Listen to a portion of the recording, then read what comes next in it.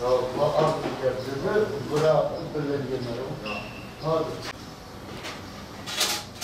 Siz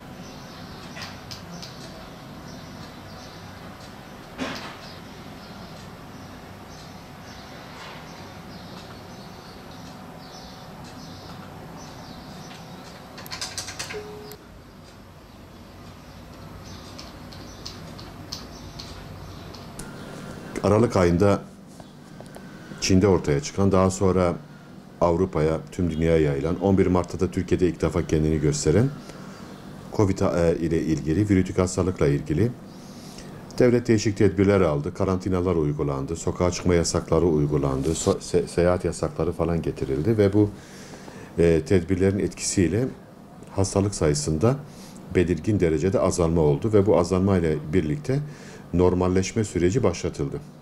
Ancak bu normalleşme sürecinde tüm bilim insanlarının dediği 3 kural vardı ve bu 3 kurala uyulmasının hayati öneme haiz olduğu defalarca vurgulandı. Bunlardan bir tanesi sosyal mesafeydi. Mutlaka 1,5 metre bir mesafe olması lazım yanınızdakiyle. Bunu tespit etmek de kolay. Yani siz böyle kolunuzu uzatacaksınız. Arkadaşınız da kolunu uzatacak. Eğer kollarınız birbirine değmiyorsa ortalama 1,5 metrelik mesafe vardır denir. Bu da yeterlidir demiştik. İkincisi, mutlaka maske takılması gerektiğini söylemiştik.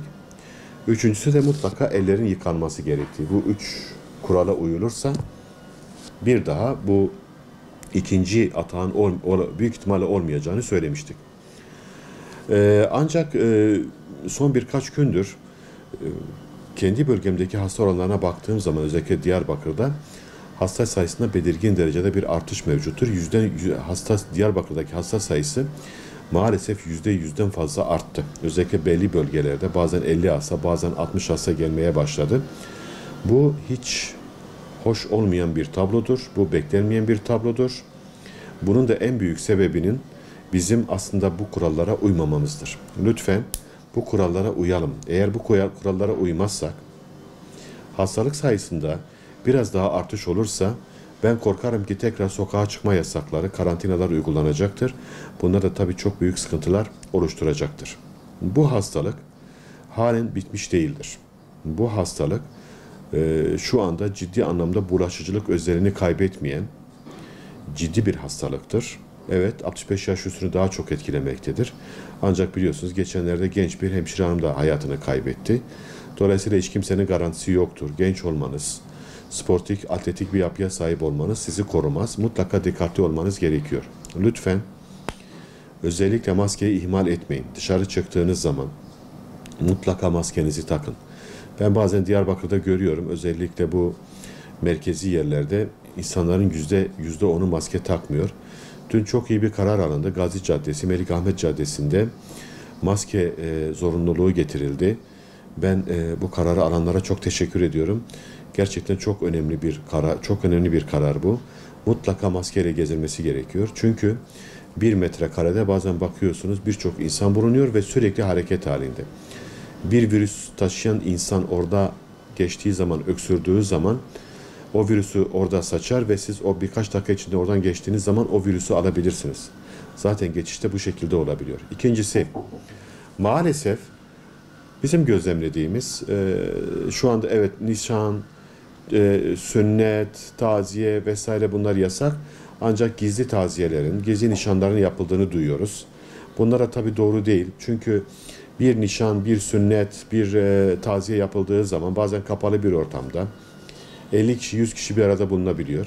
Ve yine bunlardan bir tanesi hasta olduğu zaman kısa dönemde bütün herkese bulaştırabiliyor. Lütfen toplu olarak bir araya gelmekten şu an için kaçınalım. Henüz vaka sayımız istediğimiz derecede değil. Evet, ölüm oranlarımız düşük çok şükür. Alınan tedbirlerin çok büyük etkisi var. Bu konuda hakikaten Sağlık Bakanlığı'na çok minnettarız. Kendi sağlık personelimize, hükümetimize çok minnettarız. Son derece olumlu yerinde iyi tedbirler alındı. Ama eğer biz bu kurallara uymazsak, gizli taziyeler yaparsak, gizli sünnetler yaparsak, bir araya gelirsek inanın tekrar bu hastalık hortlayacaktır ve tekrar eski günlere döneceğiz. Biliyorsunuz kreşler açıldı. Toplu taşıma araçları serbest şu anda. Efendim dışarı çıkma yasağı yok. Sokağa çıkma yasağı uygulanmayacak. Efendime söyleyeyim yakında işte değişik aktivitelere büyük ihtimalle izin verilecek. Bunların olması gerekir ve ben bunların yapılmasından yanayım. Bu kararın doğru olduğunu savunuyorum. Bunun da mutlaka yapılması gerekirdi. Ancak defalarca bunu söyledik, tekrar söylüyoruz. Eğer biz üç kurala uymazsak istediğimiz kadar şey yapalım, istediğimiz kadar bize bir şey olmaz mantığıyla hareket edelim. Bir tek hastanın yanından geçmemiz dahi bizim hastalanmamız için yeterlidir. Kreşlerin açılması doğru mudur? Okulların açılması doğru mudur? Bu tabii ki normal sosyal yaşamın olması için gerekli olan şeylerdir. Ama bu yaz döneminde dikkatimi çeken bir hadise var. Evet, hasta sayısında artış var. Ancak ağır hastalar artık eskisi gibi çok fazla gelmiyor. Bu bizim için son derece önemlidir, son derece iyidir. Eğer biz bu kurallara uyarsak, kreşlerin açılmasında, toplu taşıma araçlarına binmesinde, efendime söyleyeyim normal yaşama dönmemizde herhangi bir sakınca söz konusu değildir. Devlet bunu yaptığı zaman elbette ki kurallara uyma koşuluyla bunlara izin veriyor. Yani bahsettiğim 3 kurala uyarsak bizim artık sosyal yaşama dönmemizde bir sakınca yoktur. Kafelerin, restoranların, efendime söyleyeyim çay ocaklarının, kreşlerin, iş yerlerinin açılmasında herhangi bir sakınca söz konusu değildir. Zaten dünyaya baktığımız zaman da artık normalizasyonla ilgili ciddi adımların atıldığını görebiliyoruz. Bu bizim için son derece önemlidir. Ancak eğer kurallara uyulmazsa çok yakın dönemde ikinci atak geçirilirse, ki ikinci atağın ben yaz döneminde olacağını düşünmüyorum. Tekrar kısıtlamalar gelecektir. Lokantaya gittiğimiz zaman eğer iki masa arasında 1-1,5 metre mesafe yoksa oturma yerlerinde bunda sıkıntı var demektir.